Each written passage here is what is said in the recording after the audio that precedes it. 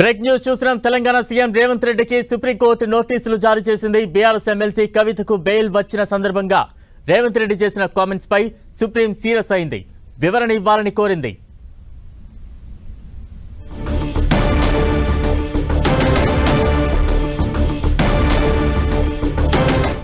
Telangana CM Revanth రెడ్డికి supreme court నోటీసులు జారీ చేసింది. బీఆర్ఎస్ ఎమ్మెల్సీ కవితకు బెయిల్ ఇచ్చిన సందర్భంగా రేవంత్ చేసిన కామెంట్స్ పై సుప్రీం సీరియస్ అయింది. వివరణ ఇవ్వాలంటూ కూడా కోరింది. దీనికి సంబంధించిన బిగ్ బ్రేకింగ్ న్యూస్ చూస్తూ ఉన్నాం.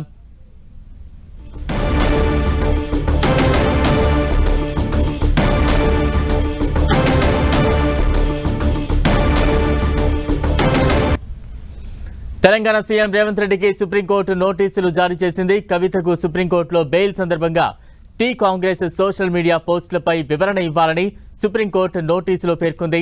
కవిత బెయిల్ అంశంపై సోషల్ మీడియా పోస్టులను సీరియస్ గా తీసుకుంది సుప్రీంకోర్టు.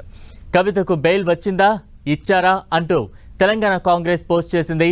కమలంతో స్నేహం, కవితకు మోక్షం అని ట్వీట్ చేసింది. తెలంగాణ కాంగ్రెస్ పోస్టులపై వివరణ ఇవ్వాలని పీసీసీ చీఫ్ గా ఉన్న రేవంత్ కు ఆదేశాలు జారీ చేసింది సుప్రీంకోర్టు.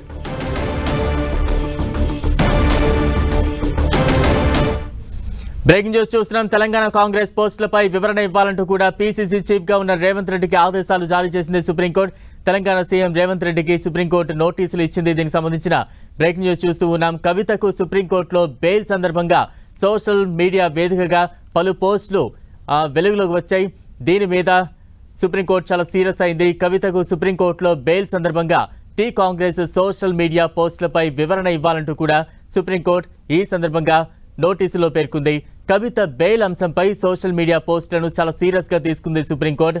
కవితకు బెయిల్ వచ్చిందా, ఇచ్చారా అంటూ తెలంగాణ కాంగ్రెస్ పోస్ట్ చేసింది. కమలంతో స్నేహం, కవితకు మోక్షమని ట్వీట్ చేసింది. తెలంగాణ కాంగ్రెస్ పోస్టులపై వివరణ ఇవ్వాలని పీసీసీ చీఫ్ గా ఉన్న రేవంత్ కు ఆదేశాలు జారీ చేసింది సుప్రీంకోర్టు. రేవంత్ కు సుప్రీంకోర్టు నోటీసులకు సంబంధించి తాజా అప్డేట్స్ అందించేందుకు మా ప్రతినిధి గోపి సిద్ధంగా ఉన్నారు. గోపి, తెలంగాణ సీఎం రేవంత్ రెడ్డి అలాగే కాంగ్రెస్ పీసీసీగా ఉన్న రేవంత్ రెడ్డికి సుప్రీంకోర్టు నోటీసులు ఇవ్వడం జరిగింది. కవితకు లిక్కర్ పాలసీ, ఈడీ, సిబిఐ కేసుల్లో బెయిల్ ఇచ్చిన సందర్భంగా ముఖ్యంగా తెలంగాణ కాంగ్రెస్ సామాజిక మాధ్యమాల్లో వచ్చిన పోస్టులకు సంబంధించిన అంశంపైన వివరణ ఇవ్వాలి అని చెప్పి సుప్రీంకోర్టు ఈరోజు నోటీసులు ఇవ్వడం జరిగింది. ప్రధానంగా ఈరోజు ఓటుకు నోటు కేసు విచారణ బదిలీకి సంబంధించిన పిటిషన్ పై విచారణ సందర్భంగా గత విచారణ సందర్భంగానే రేవంత్ రెడ్డిపై తీవ్ర ఆగ్రహాన్ని వ్యక్తం చేయడం జరిగింది. ఆ తర్వాత రేవంత్ రెడ్డి ఎక్స్ వేదికగా సుప్రీంకోర్టు భారత న్యాయ వ్యవస్థ పట్ల తనకు అపారమైన గౌరవం ఉందని, తాను చేసిన వ్యాఖ్యల్ని మీడియాలో మరో విధంగా ప్రచురించారని చెప్పి ఆయన ఎక్స్ వేదికగా పోస్ట్ చేసినప్పటికీ, అలాగే రేవంత్ రెడ్డి క్షమాపణ చెప్పారు అని చెప్పి సుప్రీంకోర్టు ముఖ్యంగా బెయిల్ ఇచ్చిందా, వచ్చిందా లేక ఇచ్చారా, ఈ విధంగా కొన్ని అనుచిత కామెంట్స్ ని న్యాయ వ్యవస్థపై ప్రశ్నలు లేవనెత్తే దిశగా ఉండే పోస్టులని కాంగ్రెస్ పార్టీ యొక్క సామాజిక మాధ్యమాల్లో, ట్విట్టర్లో అలాగే వాట్సాప్ ఛానల్స్ లో పోస్ట్ చేయడం జరిగింది. సో దీనికి సంబంధించి ఓటుకు నోటు కేసు విచారణ బదిలీ పిటిషన్ వేసిన జగదీశ్వర్ రెడ్డి ఈ రోజు మరొక ఇంట్రిమ్ అప్లికేషన్ ని దాఖలు చేయడం జరిగింది. రేవంత్ రెడ్డి న్యాయ వ్యవస్థ పట్ల చేస్తున్న వ్యాఖ్యలకు సంబంధించి ప్రధానంగా ఓటుకు నోటు కేసు విచారణను మరో రాష్ట్రానికి బదిలీ చేయాలి. ప్రస్తుతం ఆయన హోంమంత్రిగా, ముఖ్యమంత్రిగా ఉన్నారు. సో ఏపీ, తెలంగాణ ముఖ్యంగా సిఐడి కూడా ఆయన కింద పరిధిలోనే ఉంది. సో ఈ కేసు విచారణని అదే దర్యాప్తు సంస్థ చేస్తుంది కాబట్టి, సో ఏసీబీ ఆయన పరిధిలో ఉంది. సో ఏసీబీనే ప్రస్తుతం ఈ కేసు ఇన్వెస్టిగేషన్ చేస్తుంది కాబట్టి, సో ఈ కేసును వేరొక రాష్ట్రానికి బదిలీ చేయాలని చెప్పి ఇటు జగదీశ్వర్ రెడ్డి తరపు న్యాయవాదులు అడుగుతున్న సమయంలోనే న్యాయ వ్యవస్థ పైన ప్రశ్నలు రేకెత్తే విధంగా కేసును మరో రాష్ట్రానికి బదిలీ చేయాల్సిన అవసరం లేదు, తెలంగాణలోనే మరొక స్పెషల్ ప్రాసిక్యూటర్ను పెట్టి ఈ కేసు విచారణ కొనసాగిస్తామని చెప్పి గత విచారణ సందర్భంగా చెప్తున్న సందర్భంలోనే రేవంత్ రెడ్డి న్యాయ వ్యవస్థపై చేస్తున్న కామెంట్స్ ని ఇటు సుప్రీంకోర్టు దృష్టికి జగదీశ్వర్ రెడ్డి తరపు న్యాయవాది సుందరం తీసుకెళ్లడం జరిగింది. సో ఆ రోజు కూడా రేవంత్ రెడ్డి పైన ఆగ్రహం వ్యక్తం చేయడం జరిగింది. మళ్ళీ ఈ రోజు కూడా రేవంత్ రెడ్డి ఏ విధంగా వ్యాఖ్యలు చేశారు, న్యాయ వ్యవస్థకు సంబంధించి ముఖ్యంగా కాంగ్రెస్ పీసీసీగా ఆయన ఉన్నారు, అలాగే తెలంగాణ కాంగ్రెస్ ముఖ్యంగా సామాజిక మాధ్యమాల్లో న్యాయవాదుల ఫోటోలతో న్యాయమూర్తులను ఊటంకిస్తూ ఏ విధంగా పోస్టులు వచ్చాయి, వీటన్నిటికి సంబంధించిన అంశాలపైన కూడా ఇంట్రిమ్ అప్లికేషన్స్ లో జగదీశ్వర్ రెడ్డి తరపు న్యాయవాది సుప్రీంకోర్టు దృష్టికి తీసుకెళ్లగా దానిపైన వివరణ ఇవ్వాలి అని చెప్పి రేవంత్ రెడ్డిని ఆదేశించడం జరిగింది. తదుపరి విచారణను 2 వారాలకి వాయిదా వేయడం జరిగింది. ప్రధానంగా ఓటుకు నోటు కేసు బదిలీ పిటిషన్ కాస్త ఇప్పుడు రేవంత్ రెడ్డి కవిత బెయిల్ పిటిషన్ విచారణపై సందర్భంగా ఇటు తెలంగాణ కాంగ్రెస్ నేతలు కానీ అలాగే సామాజిక మాధ్యమాల్లో తెలంగాణ కాంగ్రెస్ సామాజిక మాధ్యమాల్లో వచ్చిన పోస్టుల పైకి మళ్ళీ ఇప్పుడు ఈ కేసును కూడా ప్రస్తుతం రేవంత్ రెడ్డి ఎదుర్కొనే పరిస్థితి అనేది ఏర్పడింది. ఈ ట్వీట్స్ అనేవి ముఖ్యంగా రేవంత్ రెడ్డి ట్విట్టర్ హ్యాండిల్స్ ప్రధానంగా ఆయన పీసీసీగా ఉన్నారు. తెలంగాణ కాంగ్రెస్ కి సంబంధించిన హ్యాండిల్స్ లో ఇవన్నీ కూడా పోస్ట్ అయ్యాయి కాబట్టి సో ఆయన దీనికి కారణమా లేదా అలాగే అవి ఒరిజినల్ పోస్టులైనా వీటన్నిటికి సంబంధించిన అంశాలపైన కూడా ప్రస్తుతం ఇప్పుడు రేవంత్ రెడ్డి సుప్రీంకోర్టుకి వివరణ ఇవ్వాల్సిన పరిస్థితి ఏర్పడింది. గోపి, అంటే ఈ నోటీసులకు సంబంధించి ఎన్ని రోజుల్లో ఎక్స్ప్లెనేషన్ ఇవ్వాలంటూ కూడా సుప్రీంకోర్టు ఆదేశించింది? ప్రస్తుతం తెలంగాణలో వర్షం అలాగే వరదల పరిస్థితులు నెలకొన్నాయి కాబట్టి తదుపరి విచారణను 2 వారాలకి సుప్రీంకోర్టు వాయిదా వేయడం జరిగింది. సో నెక్స్ట్ సెప్టెంబర్ 15th కి స్టార్ట్ అయ్యే వారంలో ఈ కేసుకు సంబంధించి తదుపరి ఎప్పుడు లిస్ట్ కాబోతుందనేది మనకు తెలిసే అవకాశం ఉంటుంది. సో ఓటుకు నోటు కేసు విచారణ బదిలీ అంశం కాస్త ఇప్పుడు కవిత బెయిల్ పిటిషన్ పై రేవంత్ రెడ్డి చేసిన వ్యాఖ్యలు ముఖ్యంగా న్యాయ వ్యవస్థను కించపరిచే విధంగా ఈ వ్యాఖ్యలు ఉన్నాయంటూ కూడా సుప్రీంకోర్టు ఆగ్రహం వ్యక్తం చేసిన పరిస్థితి ఉంది. అలాగే ఉన్నత స్థాయి పదవుల్లో ఉండేవారు సంయమనంతో ముఖ్యంగా గౌరవప్రదంగా వ్యవహరించాల్సి ఉంటుంది అన్న వ్యాఖ్యల్ని కూడా ఈ రోజు ధర్మాసనం చేయడం జరిగింది.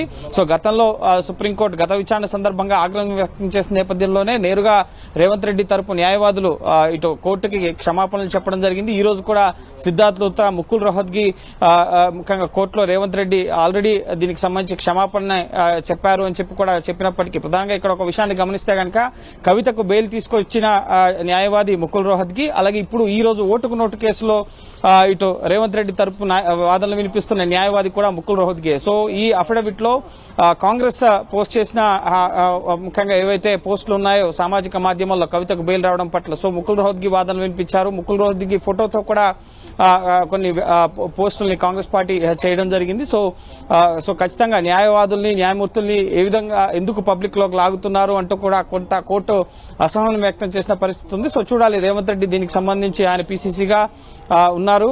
సో ఖచ్చితంగా ఈ వ్యాఖ్యల పట్ల ఉన్నత స్థాయి పదవుల్లో ఉన్నవారు ఈ విధంగా వ్యవహరించకూడదని చెప్పి సుప్రీంకోర్టు వ్యాఖ్యానించింది కాబట్టి సో రేవంత్ ఎటువంటి వివరణ ఇవ్వబోతున్నారనేది ఇప్పుడు ఉత్కంఠగా మారింది. ఒక పక్క ఓటుకు నోటు కేసు విచారణ బదిలీ పిటిషన్ కాస్త ఇప్పుడు కవిత బెయిల్ సందర్భంగా వచ్చిన వ్యాఖ్యలపైన రేవంత్ రెడ్డి చేసిన వ్యాఖ్యలు అనేవి వివాదాస్పదమవుతూ ప్రస్తుతం సుప్రీంకోర్టు కూడా ఈ వ్యాఖ్యలను చాలా సీరియస్ గా ఈ సోషల్ మీడియా పోస్టులని సీరియస్ గా తీసుకుంటూ ఈ ఇంట్రీమ్ అప్లికేషన్ పైన సమాధానం ఇవ్వాలి అని చెప్పి రేవంత్ రెడ్డిని ఆదేశించడం జరిగింది. రేవంత్ రెడ్డి తరపు న్యాయవాదులకు సూచిస్తూ తదుపరి విచారణను 2 వారాలకి వాయిదా వేయడం జరిగింది.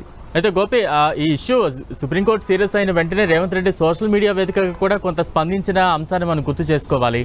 వీటిని ఏమైనా సుప్రీంకోర్టు దృష్టికి తీసుకెళ్లే అవకాశం ఉందా?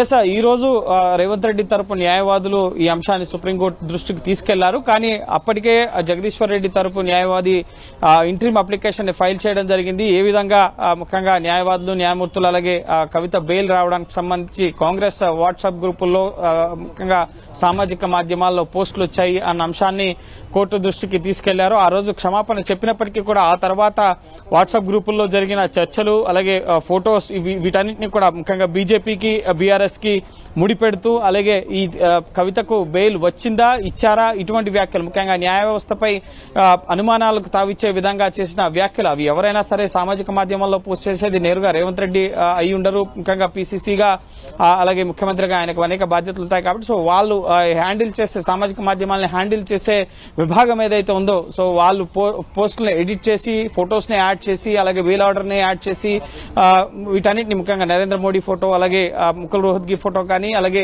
కేసీఆర్ కవిత ఈ విధంగా బీజేపీ నేతల ఫొటోస్ సుప్రీంకోర్టు బ్యాక్గ్రౌండ్ ఈ విధంగా అనేక ఎడిటింగ్స్ చేసి ఈ పోస్టుల్ని చేయడం జరిగింది. సో ఖచ్చితంగా న్యాయవాదుల్ని న్యాయమూర్తుల్ని వీరందరినీ కూడా ప్రజల్లోకి లాగుతారా సామాజిక మాధ్యమాల్లో ఈ విధంగా చర్చ పెడతారా ఉన్నత స్థాయి పదవుల్లో ఉన్నవారు వ్యవహరించాల్సిన తీరు ఇదేనా అని చెప్పి ఈ రోజు అసహనం వ్యక్తం చేయడం జరిగింది. Revanth Reddy already supreme court comments పైన వెంటనే స్పందిస్తూ అదే రోజు రాత్రి ఇటు తనకు భారత న్యాయ వ్యవస్థ పట్ల అత్యున్నత గౌరవం ఉంది, నేను కించపరిచే విధంగా మాట్లాడలేదు, ముఖ్యంగా ఈ విధంగా మీడియా ట్రోల్స్ కావడం విచారకరం అంటూ కూడా ఒక పోస్ట్ ని ఆయన పోస్ట్ చేశారు. కానీ ఎక్కడా క్షమాపణలు కోరుతూ ఆయన పోస్ట్ లో ఎక్కడా కూడా విచారకరం అలాగే భారత్